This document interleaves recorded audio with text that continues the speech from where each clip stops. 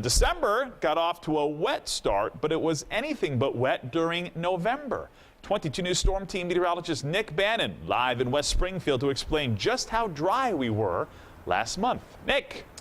Well, the answer is very dry. In fact, November was our driest month of the entire year, and it was so dry that at our local climate reporting site at Bradley International Airport in Windsor Locks, Connecticut, it was the driest November on record of all time.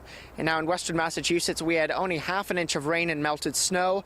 That's more than 3 inches less than normal, tying the record for lowest rainfall in Chicopee for that month. Now, our dry November follows a year that brought moderate drought to the area. While some people are concerned, they hope we make up the moisture in snow later on this winter.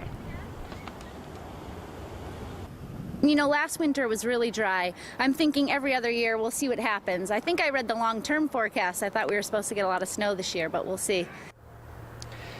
Now, the latest outlook from the Climate Prediction Center calls for a fairly average month of December, both with temperatures and snowfall being close to normal. Now, while that means the pattern looks fairly normal for this time of year, all it takes is one big snowstorm or one big rainstorm to put a chunk out of our rainfall and precipitation deficit. Live in West Springfield, right along the Connecticut River, meteorologist Nick Bannon, 22 News.